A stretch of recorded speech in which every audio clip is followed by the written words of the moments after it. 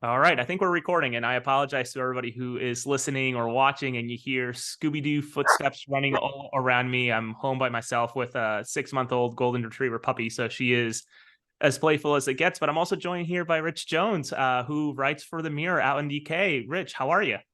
Yeah, not too bad. Thanks. How are you?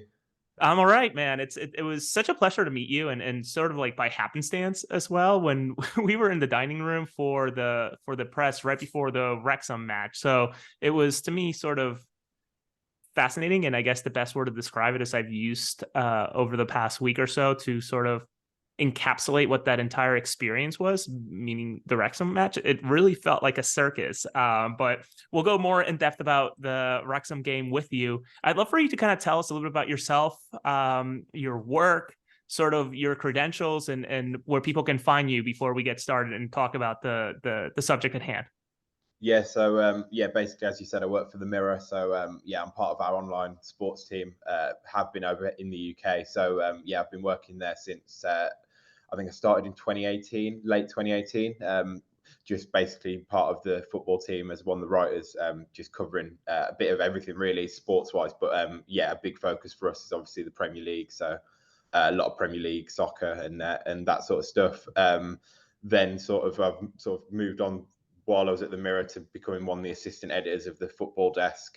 So I was working over there, just sort of covering various things Premier League related and also other sports and stuff like that. And then yeah, the last few months actually, the company's just in the process of sort of launching websites out in the States. Yeah, I actually got here to New York about 3 weeks ago. So I'm out in New York for 3 months. Sort of shifting away from the Premier League a little bit. We'll still be doing bits of that, and we'll still be doing a lot of soccer stuff, but then also doing a little bit of American sports and trying to sort of reach an American audience as well. So yeah, pretty exciting at the minute. Yeah, still getting used to life in New York and being out in America. Yeah, it's been a bit of a culture shock, but I've been loving every minute so far. So it's yeah, it's been good. That's awesome to hear. I mean, you're only a third through your stay, or just about at a third through your stay, so there's still plenty of room for it to continue to go very well. But there's also plenty of room for it to go really, really badly. So I'm hoping that it stays positive. Obviously, I lived in South America for a long time before I moved to the States, so I know what life is like outside of this country, and I prefer this one, to be completely honest with you. Not to obviously try to sway you or anything, but I think there's a charm about being in the States too. But hey, to sort of lead off of that, your introduction, you mentioned the Mirror sort of developing web pages and sort of getting a foothold here in the States. Is this a response to the World Cup being in 2026 and maybe trying to obviously also, I hate to say relevance, but also remaining afloat considering content creation and how popular it's becoming? Uh, yeah, I mean, obviously, it's hard for me to say exactly sort of the reasons behind it. It's obviously sort of a big company decision that's been taken, but I think that there's a realization that there's obviously a lot of there's a huge audience out in the States, and there's so many people that we can reach, and I think obviously we've been working, in the UK on, like, obviously from a UK standpoint, our brands, the Mirror, but also our company Reach. We own sort of a few other brands in the UK, a lot of regional newspapers, the Daily Express, the Daily Star as well. So it's all kind of rooted in newspapers originally, and then obviously there's that's sort of been gradually sort of transforming a bit into the digital space whilst also supporting the print newspaper operation and things like that. So I think yeah, essentially it's just kind of trying to sort of keep that growing and reach new markets and stuff. Really, I think obviously in America, from a sports perspective especially, it's quite exciting because there's so much sport to go at. I've realized since being here that there is always something on somewhere. You step into a bar at any time of the day and there will be a sporting event on TV somewhere.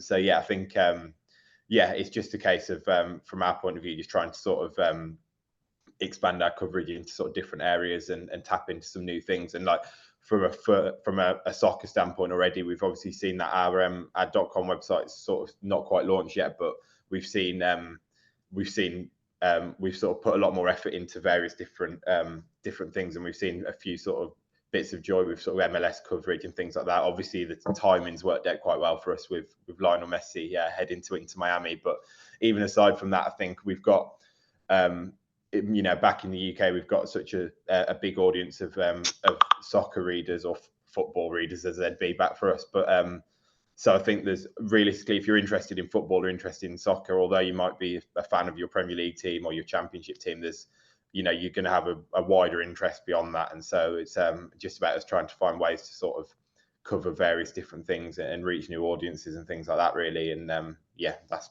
pretty much it, I think.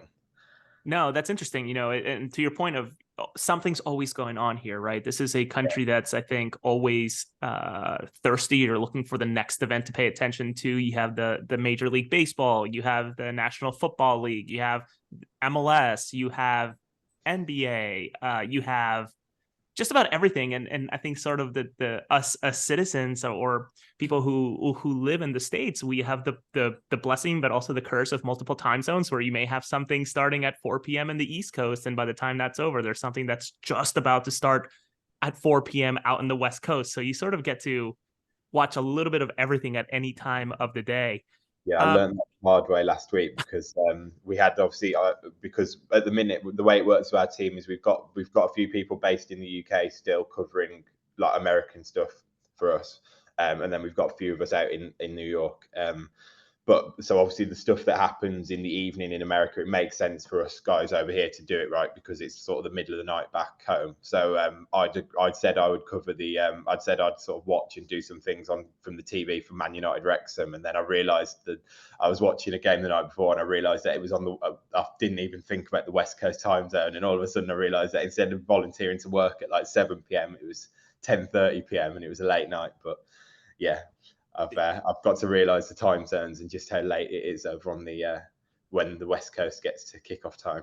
Oh my goodness. I give so much credit to my co-host. One of my two co-hosts, Dave Miller, he's actually out in the UK as well. And he records with us every single Monday at 8:45 p.m. Eastern, which is obviously closer to 2:30 in the morning for you guys. So he certainly burns the candlelight out there by recording with us. But I think this is maybe a good jumping off point to kind of shift gears to talk about your experience. Obviously, you came to Subaru Park for the very, very first time ever. And I must admit, I sort of noticed that you were not out of place, right? Because as I mentioned, my co-host Mike, whenever we go into the press dining area, I can tell who's who by the way that they're sitting, by the way that they're just going on about their business. But I could tell that you were really taking in the room by looking at the pictures and looking around and sort of just I could tell that you weren't originally part of the press that's usually there every single day.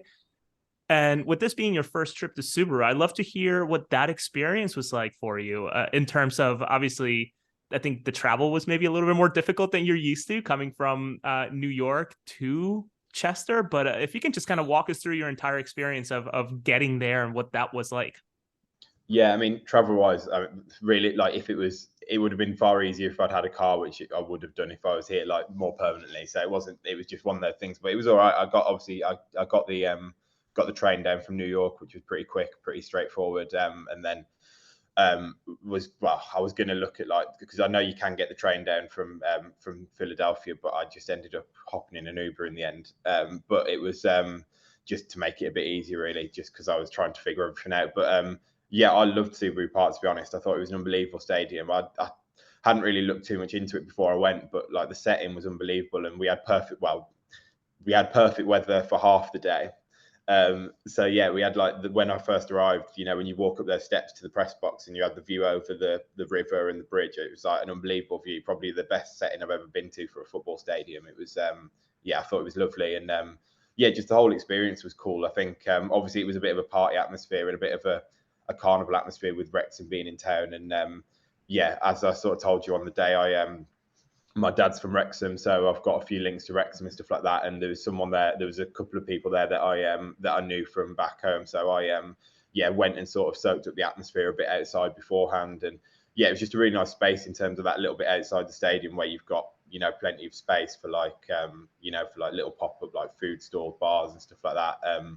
And then obviously once you get inside the stadium, it's really really open, airy, the concourses and stuff like that. I think it's quite it's hard to explain it, but it seems it's quite like a different the stadiums over here. I mean, like I said, I'm going to the Yankees later actually, so I haven't actually experienced a game there yet, but the stadiums here seem quite different than in the UK, just in terms of like the focus on like the hospitality, like the food, the drink options, like the just the size that people can like gather in the concourses and stuff like that. So yeah, I thought it was great at Subaru Park. Yeah, really enjoyed it, but yeah, it was just a shame that the rain came at half time. Well, and you had mentioned before we started recording that you had departed almost like an apology, which you have no reason to apologize. I totally get it. It was a 2 hour, I think 2.5 hour delay until we finally got another, we got the second half in. Yeah. So no need to apologize. But, to your point, I think I've been around a few stadiums. I'm actually making my way to DC. As soon as we're done recording, I have to go pick up a rental car I need to go out to DC to do some work, and I'm fortunate enough to sneak into Audi Field for the first time to watch the Leagues Cup round of 32 matchup between Pumas and Querétaro, who we faced in the group stage of that competition. So I'm eager to sort of compare it. But having been to South American stadiums and also sort of virtual tours of different stadiums from the UK with the Etihad and obviously Man United Stadium, et cetera, et cetera. Subaru is really special, though I would argue that we have already outgrown it when we have the senior team already playing, because you got to witness a Philadelphia Union 2 match, which doesn't draw as many people, but the circus atmosphere around the Wrexham match really, I think, incentivize people, and you got to give it to the two owners of Wrexham, who are obviously American actors that have really marketed the heck out of that show, which I'm sure your dad never expected for little Wrexham to be throwing out the circus that you witnessed at Subaru, right? Yeah, exactly what I said when I was walking around outside, and you've got like the I touched on this in the article I wrote, but you like Ben Tozer, who's the captain, who 3 years ago was just like a centre back for Cheltenham Town playing in League One, League Two. I'm sure if you'd said to him 3 years ago, there'll be like a load of American fans queuing around the corner to try and copy his long throw outside the stadium in Philadelphia, he'd have been like, "What on earth are you talking about?" Like, the whole thing's just surreal, really. It's yeah, I think it's just the whole Wrexham thing is just crazy. It's hard to comprehend really how much people have taken an interest in it. But yeah, it's interesting what you say about the size, because I thought with Subaru Park it was. I mean, as I say, obviously I've not been to a senior game. It's interesting you say about growing it a bit, because I think it's pros and cons, right? I think it's quite a good thing that it's obviously they fill it up most weeks. Maybe they can make it a little bit bigger, but I think that's one of the benefits, I imagine, is that it's the right size. It's full for most games, because I think there's nothing worse from a fan perspective than when you go to a massive stadium and it's like half empty. It makes it so hard to sort of generate atmosphere and create that environment that you want to enjoy a game. So I think it's probably quite good that when they play there it's full and there's a big party atmosphere. But I suppose, yeah, like you say, they maybe will be looking to make it a little bit bigger. But I think that's probably a better situation to be in than to be in like a 60,000 stadium that you can't fill. And that's actually exactly what happens at some of our counterparts, right?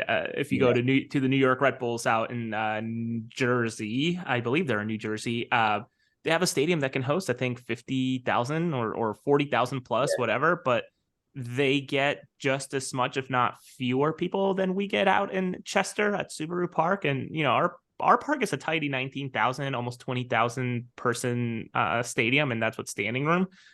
And there's something about the intimacy of it all, right? Being so tidy in the sense that I genuinely say, having sat around different corners and different spots and walked around now with the press credentials around the stadium a little bit more, there is not a bad seat in that stadium. There really isn't, truly.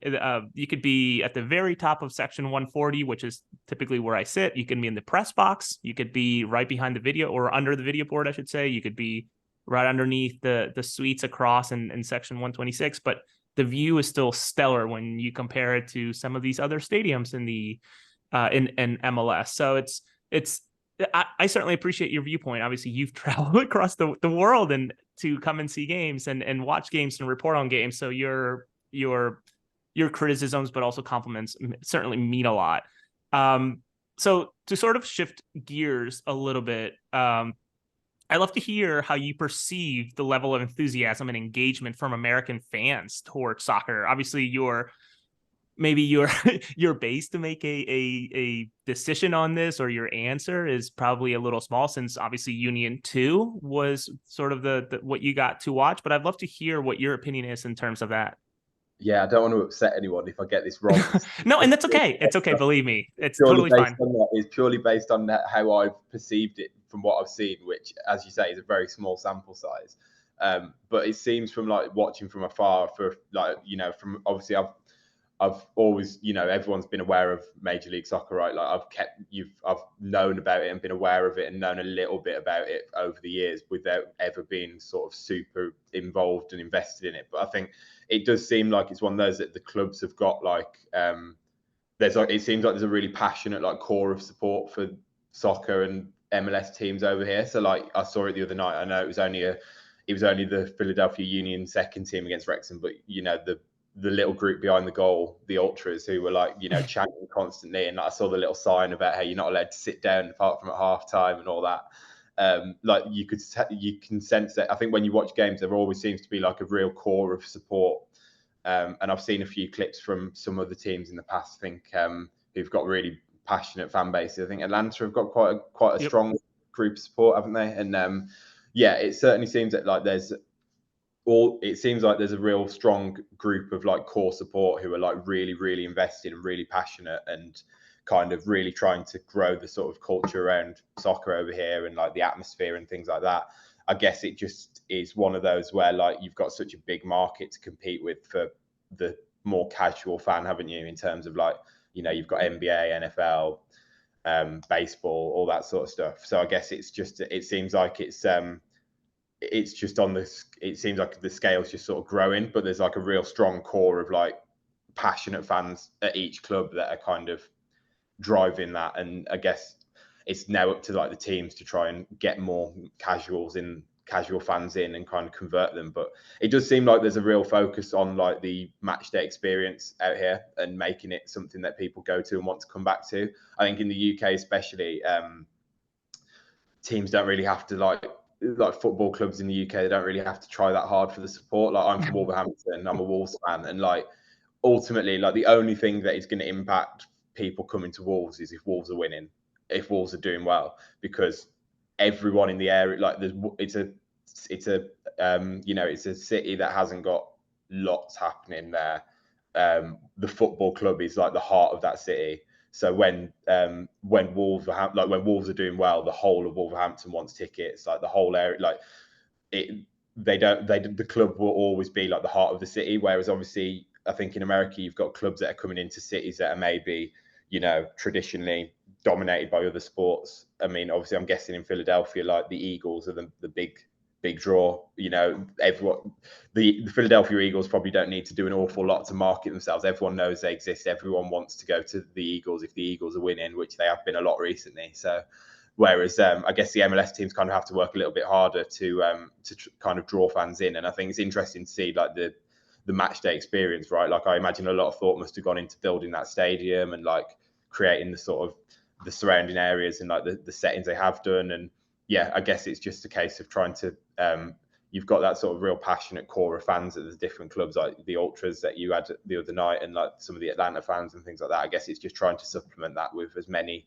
people as possible that come to, you know, try out a game and then will hopefully come back in the future. And it seems like it is growing. I don't know the attendance figures and things like that, but it does seem from what I see that, you know, the interest is definitely growing. And obviously there's more clubs popping up in different places with the expansion, and Lionel Messi joining is going to help by the looks of the way the tickets have sold for all those games. But yeah, it'll be interesting.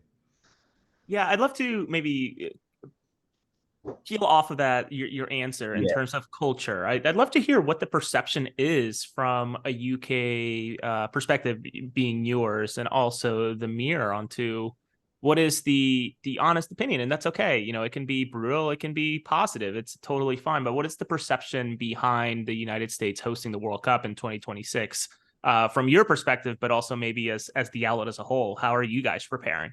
Yeah, I mean, I can't really talk too much about like the outlet as a whole, just because it's quite far away. Like, I don't really, I can't tell you, to be honest. What I can't say it's something we've discussed an awful lot, but I think from the perspective of most people, I think like it is quite. I think the World Cup, especially being in the States, is quite exciting because I mean, I don't know. It's even though it's not, even though it's not traditionally a football country, it's also a country that's like we all know it's so like America is so good at like putting on a show and putting on big events and like things like that. So I think for the world, from a World Cup perspective, it'll be.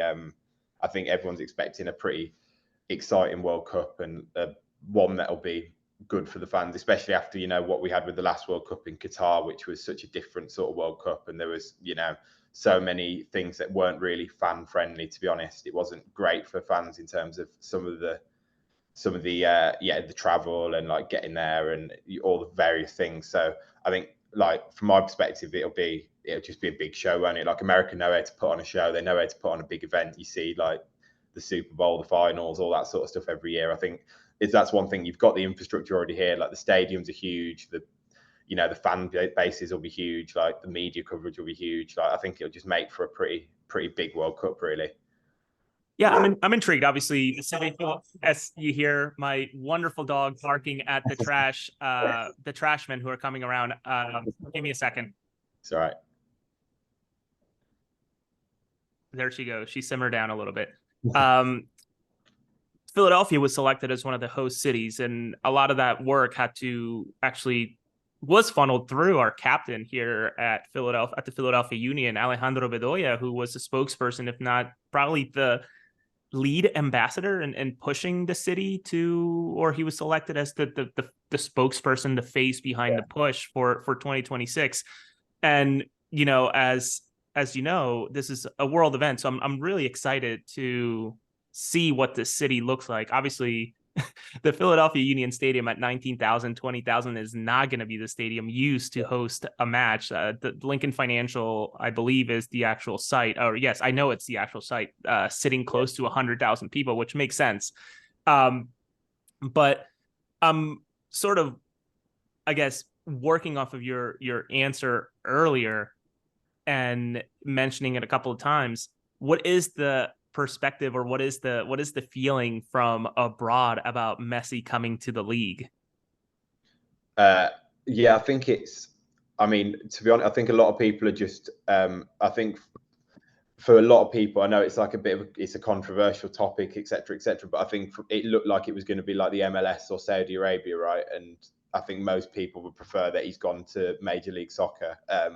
I think the interest is obviously huge. It's really, it's going to be huge interest wherever he goes, just because he's he's had such an incredible career. So I think it's just very interesting I'm personally just interested to see how he performs. I know he started off really, really well with, obviously he scored that free kick on his debut, but that game, I watched the Cruz Azul game, which was like the first time I've properly watched an Inter Miami match. And like first half, they were winning 1-0 somehow, but they really weren't great. And I know they're having a really bad season as well. I know they're bottom of the Eastern Conference. And then even when Messi came on, he didn't really make much of an impact until he scored the free kick at the end. And then obviously the second game against Atlanta, they won comfortably. But Busquets and Messi just kind of had all their own way in terms of like the way they wanted to play. And realistically, like teams are going to be watching the film. They're not going to have it that easy again. Like the teams are going to come up with ways to try and stop them. So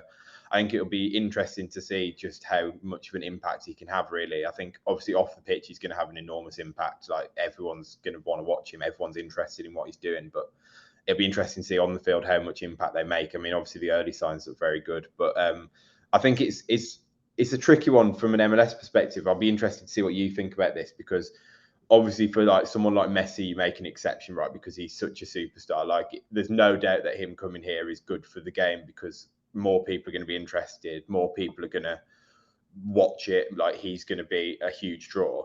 But also it feels like the last few years, from the outside looking at it, seems like there's been a bit of a focus to kind of go away from the idea that the MLS is somewhere that players come at like the end of their career, right? Like there seems to have been a lot of, like, for example, like Thiago Almada and like a lot of good South American players that traditionally would have gone to Europe that are now kind of maybe going to the MLS first and then moving on. Miguel Almiron out in Newcastle.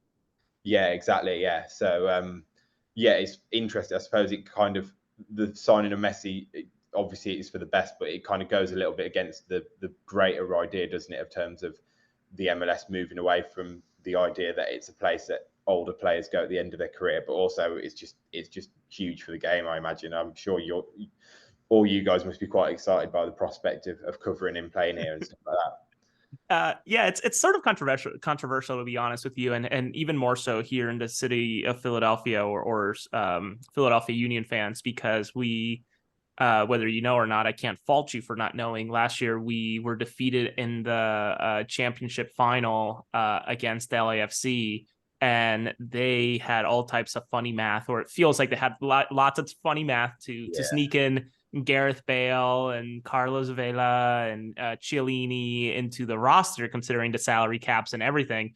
That hearing that Messi and Jordi Alba and Sergio Busquets are all part of this Miami roster, it makes you wonder. And it's proven that it's not any type of funny math. All the math is out there, but it just I can't help but to feel that they're playing they're playing financially in a different set of rules, but it's all on the books and making sense. So to me, I think it's only good for the game, right? This is a once in a lifetime opportunity for this league.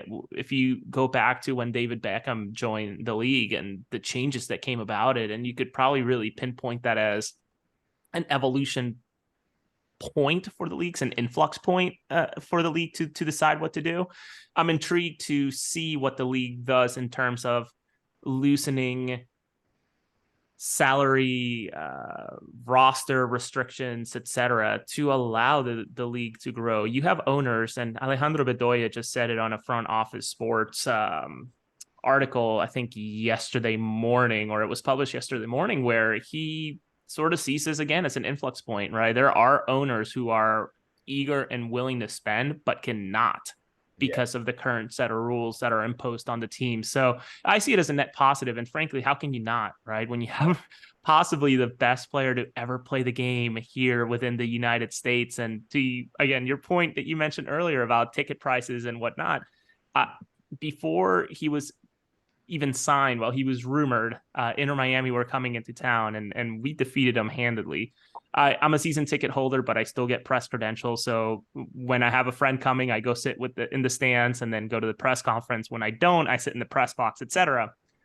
No one was able to go with me, so I sold them without people even realizing that he wasn't even signed. My ticket prices were maybe 3 times what they typically are. And that's just sort of the craziness behind us all, right? The excitement of potentially seeing the best player ever. But back then, we didn't even know if he was going to be playing that game. And he obviously didn't, since he wasn't even in the roster, never mind, ready to play, practice, etc., and becoming the captain after 5 days of practices over in that squad. So it's fascinating to hear from abroad sort of what the perspective is, and really, again, another point of influx here for this league to make a decision on to where they go.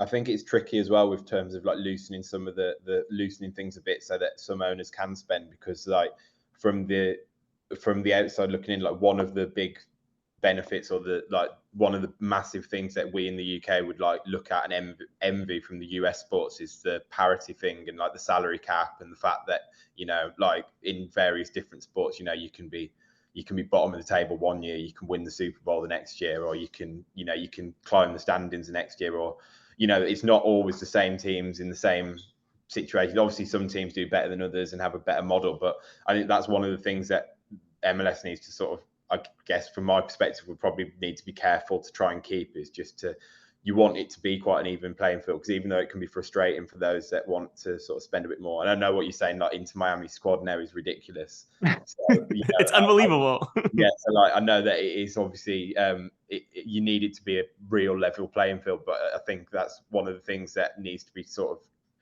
protected or managed carefully, because that's the thing. You want the league to grow, but you also don't want to create a scenario where it only grows for like 5 or 6 teams and then they create like a gap with the rest. So yeah, it'd be interesting to see how it all plays out. But as you say, in the short term especially, I think that it's just a positive, isn't it, to have so much attention on the MLS from around the world, really.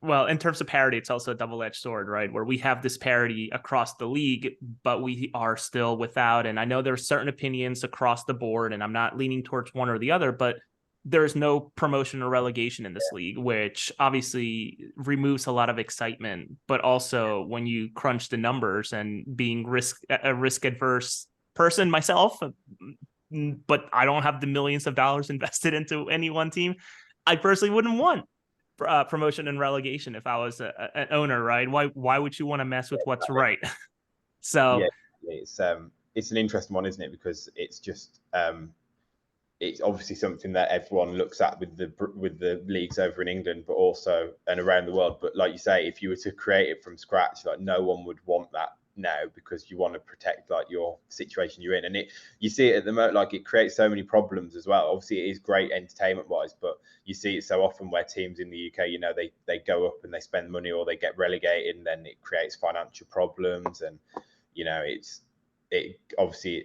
it just makes things a lot more uncertain. And there's so many clubs in the UK that have, I mean, Wrexham are a prime example. Like the whole reason Wrexham Wrexham have had so much precarious financial positions in the past. And, a lot of that stemmed from when they were struggling and getting relegated through the leagues and stuff like that. And obviously that they've come out the other side now, and they've ended up in a great position. And now they're hopefully going to keep climbing the leagues. But it's obviously something that, complicates matters financially when you're a club that can't really plan too far in advance, because you don't know what league you're going to be in and things like that. But it's interesting. Obviously, it's the big difference, isn't it, between the two? The MLS being sort of closed shop and the promotion and relegation over here. And I think, certainly, as you say, as an owner, you wouldn't want to have relegation involved. Of course, about it. So. Yeah, why would you want to affect your bottom line from going from a stadium that's sitting 19,000-20,000 people to being relegated, and maybe having to market as not a team in the top division of the United States, but rather a second or third division? I can't fathom that the fan hood is strong enough. I know I would be there if they fell down one or two divisions. It's because that's the team I sort of clung on when I was younger. So, and I don't think that we're quite there yet. It's not like, they've had the tenure that the Philadelphia Eagles have had, the 76ers. So it's an interesting conversation here in the States. And you have, like I said, you have both sides of the argument that makes sense. It's just, differing minds, reasonable minds can defer type of situation. Yeah. So, as we sort of wind down, I'd love to hear from you, obviously working at a UK-based outlet, sort of what you make of the sudden influx of American talent into the United Kingdom, never mind across Europe in terms of players, right? You have the Aronson brothers, Paxton and Brendan, out now in Germany together, but previously, Brendan out in Leeds. You have the Weston McKennies, who have been with Juventus, but also Leeds, etc. Christian Pulisic, Chelsea, and now out in AC Milan. And whether you know this or not, again, I can't fault you considering your stay in Philadelphia was so short. We are a club that's known for developing talent, right? As I mentioned, the Aronson brothers were exactly what we're talking about. Aaron Trusty out in Arsenal, as well as Mackenzie out at Genk in Belgium. So what is the feeling in terms of the youth development and the American influx in Europe from your perspective? I think because I've always, like I say, obviously I'm into American football, like NFL and stuff like that. And I think so I've always sort of looked at kind of enviously at like the US model in terms of like the high school football, like college football and all that. And I know it's obviously a different sport, but I think just in general, from the outside looking in, like America just does everything when it comes to like developing athletes. It's all like bigger and better, and like there's such like they have such great facilities and like such a great structure behind like their youth sports, like high school sports and things like that. So I just think it's kind of just a product of the investment, really, isn't it? Like it's obviously great to see. It seems that there's obviously a lot more people playing soccer, and that's obviously the key part of it. But also, I think it's America just seems to be good at sort of like nurturing talent in like various sports, doesn't it? Like they have the right like sports science, they have like the right like gym equipment, like fields. Like they just, in general, it seems to me like a country where like people, like young athletes, whatever their sport, have access to like the very best from a young age. And so I guess that's obviously something that I presume like MLS clubs have invested quite heavily in as well, because realistically that's the way it's this thing that everyone in the UK is chasing as well, right? If you can develop your own players that go on to be either amazing players for your first team or players that you sell for a big sum, like from an owner's perspective, that's like the easiest way to build a strong business model, right? So it's the same with all the Premier League clubs. They're all trying to get the best of the best in their academies. So I think, yeah, obviously it seems like we've got a bit of a like golden generation, I suppose, with the US in terms of like the players that are coming through and the expectations for them. I suppose it'll be interesting to see how they get on. Obviously, they got to the last World Cup. I know, they've got the manager's back, isn't he? The same, Greg Berhalter and stuff like that. So yeah, I guess there's going to be a lot of pressure on those guys actually building up to the next World Cup because there's so much expectation for them. But I think the fact that there's so many players heading to Europe and coming through, it's just, I guess it's just a testament to like the culture in the US. And now that there's a lot more focus on soccer and investment in soccer, it's something that I think will probably just continue. And especially with the MLS as well, it seems like I don't know loads about it, but it seems like there's quite a good pathway, and like teams are obviously looking to bring through young players. And with the league getting stronger and stronger, that's only going to help these players to get exposed to it at an early age and then go from there out to Europe. I saw there was that there's a centre back, isn't there, from the second tier who went to Benfica recently. Joshua, I believe so. Is it or something like that? But I think so. Yeah. Again, like that just shows that like people are watching the games in America from Europe and seeing that they're playing at a standard that's comparable, that they think can sort of translate over to coming over to Europe. So yeah, I think it's probably going to be something that we're going to be seeing for a long time, to be honest. Yeah, I'm intrigued, and just to correct myself, I think the Philadelphia Union, you were referring to the youth starlet that left the Union Academy to go to Benfica. I think he was a striker, and I think his last name was Zamora, something like that. Just to sort of course correct myself a little bit before people watching or listening will probably be screaming at their radio or at their screen that I got it wrong. As we wind down, I kind of want to ask you a couple of quick hit questions, just sort of gauge your stay here so far in the States over the past 3 weeks. Go ahead. My laptop is about to die, so I'm just going to run and plug it in. 1 second. Oh, go ahead. Sorry. And we're eating time while Rich goes and gets his power cord. I don't think he ever expected to go on this long with someone as dumb as me. Sorry. Which I don't blame him. It's okay, Rich. Take your time. No, this has been, I think, a wonderful conversation so far, and I think I'm fairly certain you can hear me from as far away as you are, but it's really fascinating to hear the perspective from abroad, press-wise, because when we sit in that booth or we are in that stadium at Subaru Park, we don't often see folks like yourself from abroad coming in, being invested. Obviously, the circus of Wrexham sort of threw you in there in a way. Obviously a very interesting topic, and one that any SEO manager would be thrilled to have on their site to sort of get some attention. But as we wind out this quick interview, and again, I can't thank you enough, I want you to tell me, what is the favorite thing that you've eaten while you've been in the States? So we're based in I'm living in Jersey City, so just across on the PATH train. All the New Yorkers tell me we're not in New York. Gotcha. They're quick to correct you, right? They protect that zip code so strongly. Yeah.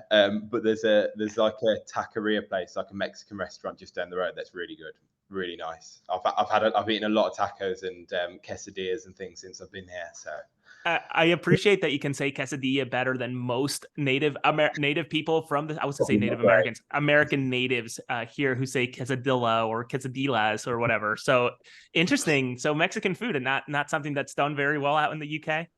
No, I mean I like Mexican food in the UK, but it's not done like it's a lot less authentic than it is out here. So yeah. Interesting.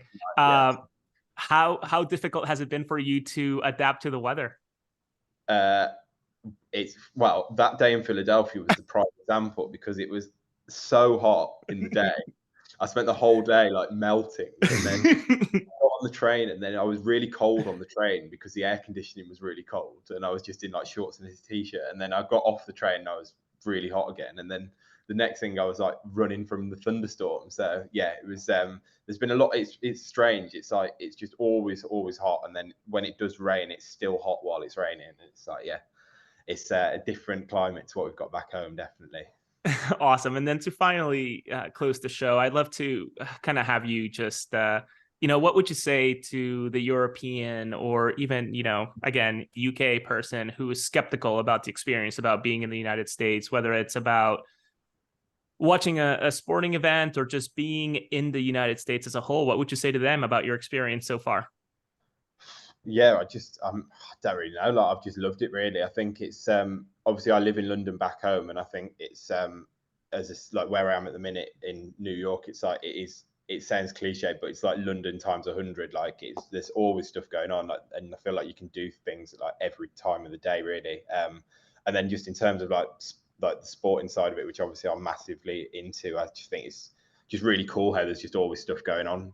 It's just really cool. Like when you go to, I think I really like the sort of like bar culture, if that makes sense. Like in terms of going to a bar and you can just sit and like there'll be like 3 different screens of like different sports on. That's in like every bar, whereas a lot of pubs in the UK won't have sport on, or they'll just have like 1 game on at the weekend or whatever, or the 2 games on a Sunday. But yeah, I just think it's it's just been a really cool place to be. And like I said, going to Subaru Park was just a really cool experience in terms of like that setting for a stadium and things like that. So it's very early, but I'm planning in my various sort of sporting trips. Like I say, I'm going to the Yankees game later, and I'm going to be getting myself out and about to various games in places while I'm here. I think so. That's awesome. That's incredible. Well, Rich Jones from the Mirror here with us here for Across the Pitch. I can't thank you enough. And honestly, Rich, as this tournament, the Leagues Cup progresses and the Union hopefully continue to move on, they play DC United out at Subaru Park this Thursday, 8 p.m. If they win that match, the tournament continues to run through Subaru Park since we're a higher seed.